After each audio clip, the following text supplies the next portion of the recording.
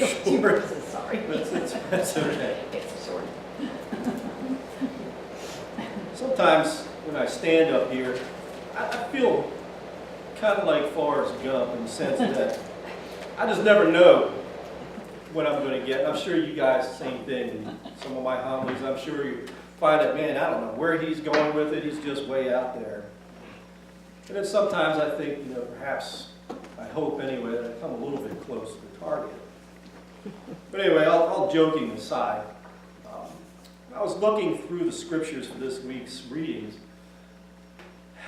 This is one of those readings that you can extract so many different points out of it, in terms of the just the gospel itself, in terms of the 10 lepers. So, do you focus on being unclean and then being cleansed, or what have you? But the thing that really struck me, and I think, maybe perhaps it ties in lieu of all the things that have happened lately with the storms, and then thinking in the broader spectrum of life, that even beyond the storms of nature, that life itself is just a stormy existence. It's just the way it is. But it's being able to find that peace in the midst of the roaring waves. It's to be able to be like the disciples who were on that boat with Jesus and have God come into your life and calm those storms for you. So I think the focus then, what I'd like to talk about is perhaps the one thing that I think could help us when we do grapple with all of the struggles in our lives.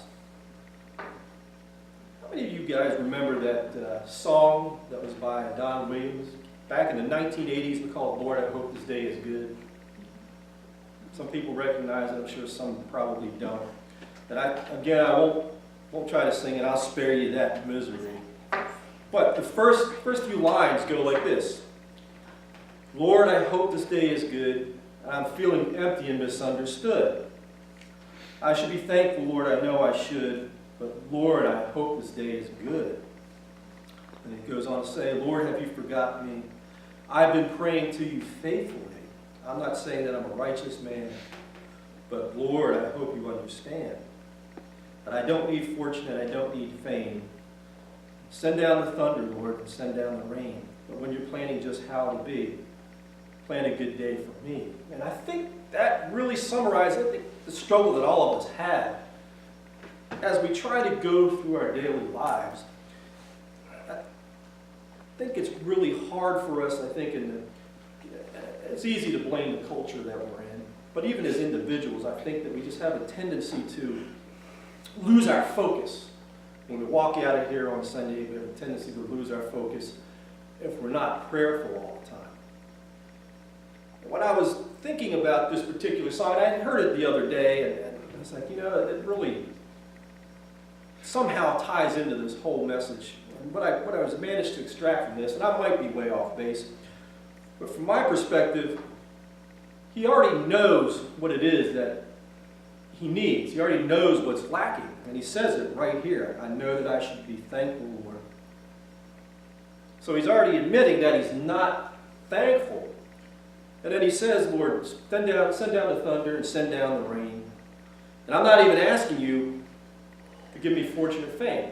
So what is he asking? He knows that he's going to be in a stormy kind of setting. He knows that he's going to have turmoil in his life. But he knows that one thing that is missing, and that one thing, of course, is gratitude, a thankful heart. And I think that's what the song is really about, is asking God to give him a thankful heart and to be able to find the good that's in each and every situation of our lives.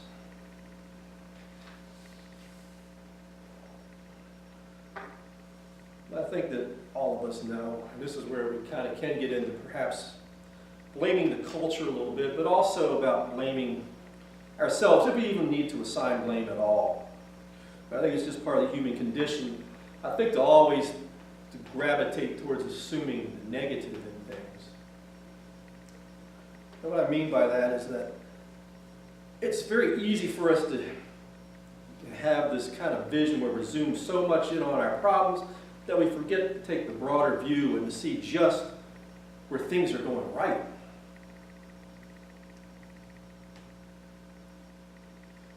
think from a cultural perspective that this kind of negative spirit that is out there, this ungrateful spirit that's out there, I think it really affects us even as Christians. I think that we really want to try and be the people God wants us to be. And God wants us to be grateful people. He wants us to be joyful people, and He wants us to find the joy even in the things that are hard in our lives. But I think all of us, from our own experience, know that when we get around people that tend to be a little bit on the ungrateful side, it also, what goes along with that is then a negative attitude. That is, an attitude that's pessimistic and perhaps even somewhat dark. And I think that we've all experienced that if you're not careful with their attitude is almost kind of like quicksand, that you can find yourself getting dragged into it very quickly. So we have this kind of battling against us as Christians. But I think we all honestly, truly do want to have that kind of heart that's thankful to God in all situations. And I think if we were then to take a look at just humans in general, I think that if we were to try to divide people, not by race or culture or anything else, but by one fundamental thing, I think we could all agree that we could divide people into those who are thankful and those who are not. And if somebody asked me to venture a guess as to the ratio, I'd have to say, without doing any kind of scientific investigation, that the ratio is probably very much similar to what it was when Jesus had healed those 10 lepers. That is, 10 to 1, or 9 to 1, I should say. But despite that, we shouldn't lose heart. And that's I think what God is trying to tell us through all the different avenues in our lives, not just being here in church, but in the people we encounter, in the friends that we have, and in the family that we have, that we shouldn't lose heart. And that I think if we look at the broader spectrum of things, and we see that there's so many examples out there of people that find the positive lining even in the midst of misery, that God is really sending us a message, I think, through these people to take heart. There's hope. I am with you. Now, I want you to consider this following story that I came across. And this actually happened a few weeks back now, right after Hurricane Harvey had passed through South Texas. And it was a story that was carried by a number of the local and major news networks. And it says that a Texas family is now looking to rebuild the house they lost after they evacuated from South Texas, rather than dealing with a Category 4 hurricane. The first thing I thought, said Natalia Rojas, was one of the elders of the family, was that if we would have stayed, we would have died right here. What had happened was that a massive fire had destroyed their 3-story Victorian home. Ms. Rojas said, "I would like to thank the fire department of Robstown for the courage to show up in the middle of the storm.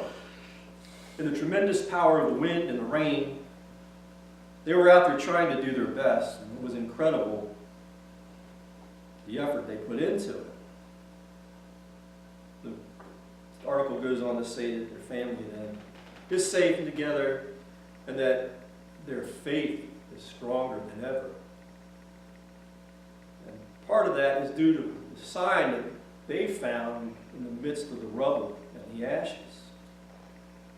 Ms. Rojas goes on to say that some people may blame God, and some people may blame the hurricane itself for our particular situation. But I tell you, the one thing that we found standing in the ashes was an intact statue of the Blessed Mother. Mary, then she said, goes on to say, is a sign of hope to us, not just to us, but to the world.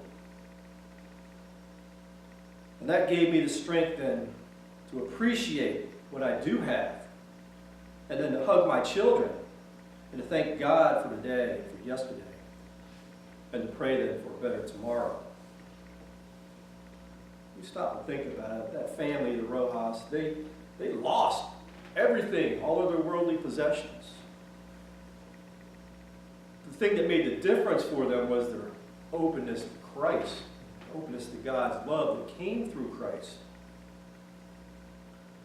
And that openness then allowed them not to have this tunnel vision, but to take the broader spectrum and to really stop and count and see what they had that they really could be thankful for. They realized that they could be thankful for the fact that they were alive, that all of their members were accounted for and present together in one place. And of course, they had their faith, and were thankful for that. And then, almost as if it were icing on the cake, God had left them that little sign that all would be well by leaving the statue of the Mother of God right there in the midst of destruction.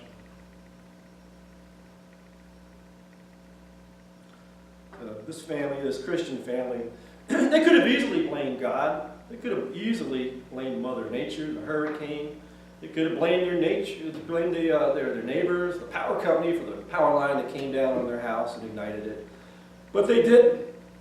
What they were thankful for was the fact that they had listened to that inner voice that told them to get out and don't worry about those things.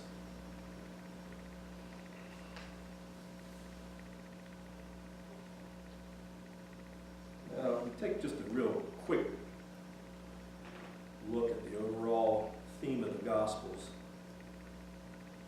We quickly discover that Jesus shows us that it's the larger part of our Christian vocation to recognize where genuine happiness lies and can be found.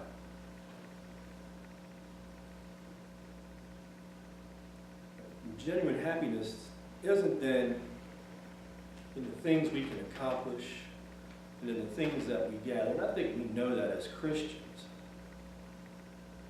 But it's in how we learn to receive. And we stop and consider that everything that we still have, even if everything material was lost, we have to come to the realization that God doesn't owe us a thing, and yet He gave us life. God doesn't owe us a spouse, and yet He's given a number of us spouses. God doesn't owe us kids, but He's given us kids. God doesn't owe us anything, but everything that we have, even the things that we will be leaving this world with, and you know that's just what we came in with, this absolute gift from God. And for that alone, we should be thankful.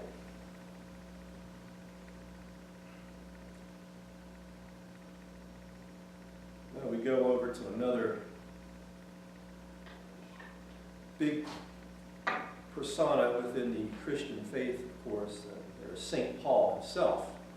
And I love Paul's example because Paul, he's been through it all.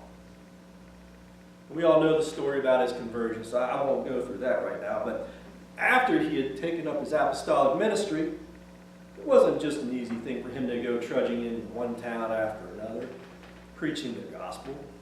Every turn he took, there were some people that accepted, some people that rejected. Paul went through shipwrecks, and he even found himself in prison. But through it all, he managed to keep a joyful heart because he knew that even though he had struggles in the midst of his ministry, that it was a gift from God.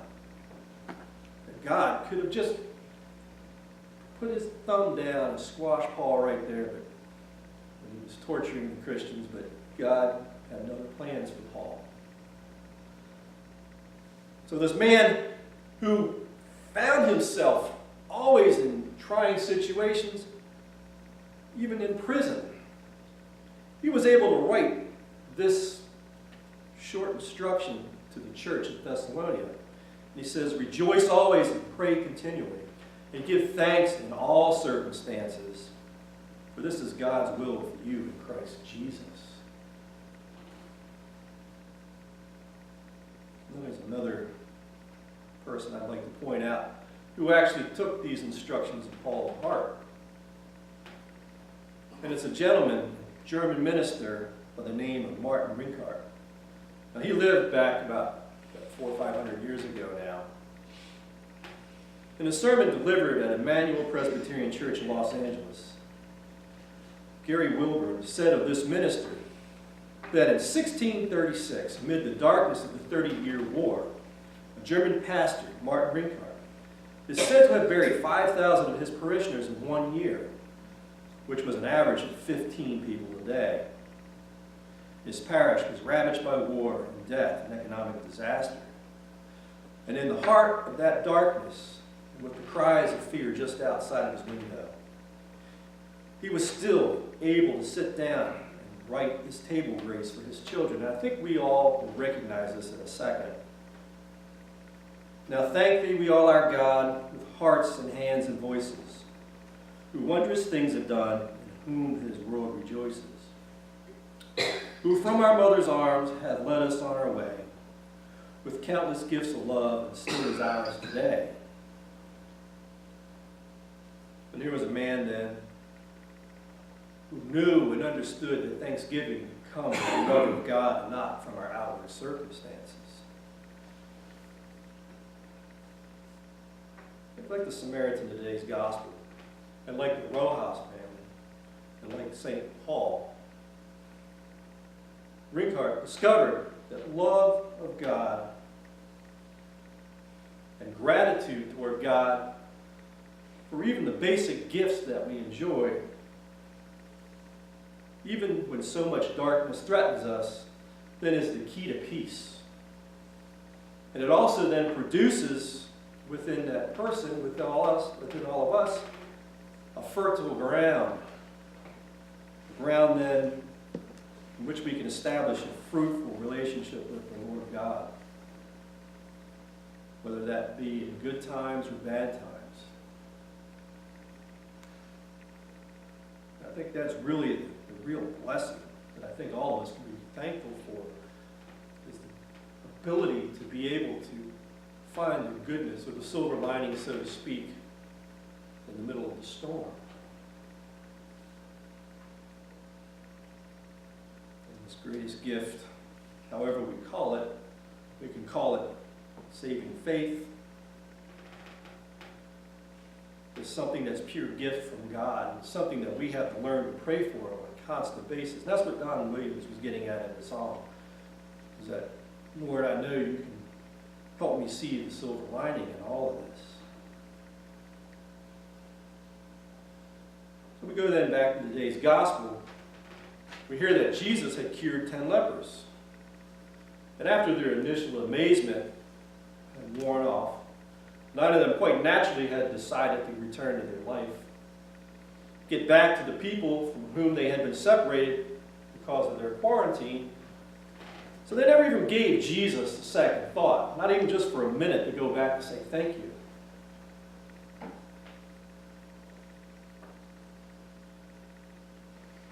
But one was moved to do something a little bit different. This one, he stopped and he listened. He heard that inner voice in him within his heart instead. Please go back and thank him. It was not even that Jesus had required gratitude of these 10 people. The gratitude can never be required, otherwise it fails to be what it is. Gratitude is a gift that's given freely from the heart. But that doesn't mean that inner voice that tells us that we should turn and thank someone, that it doesn't somehow obligate us. Because once we hear it, we are obligated. If only to do the right thing and return the gift. I'm not sure what those other 9 were thinking. And we can surmise, though, that they were Jewish, since the one that returned was a Samaritan. And we can surmise that they apparently lacked the faith to be able to see just who Jesus was, the Messiah of God. So to them, it was unimportant whether they returned to Jesus or not. They were healed, and that was the end of it. But on the other hand, the Samaritan, he saw in Jesus something that the others had missed. And it moved him then to react in a very different way. And it moved him then to come back and to throw himself at Jesus' feet, praising God for his almighty goodness. And what he discovered then in his encounter with Jesus was that even him, and we have to stop and think about this particular leper. He was a Samaritan. So even though he was healed of that particular physical affliction, he was still regarded as an outcast by the Jews. So he still had that strike against him. So in the midst of all of that, he experiences something that the others had missed, and that is God's love for him. Someone who was regarded as the lowliest of the low.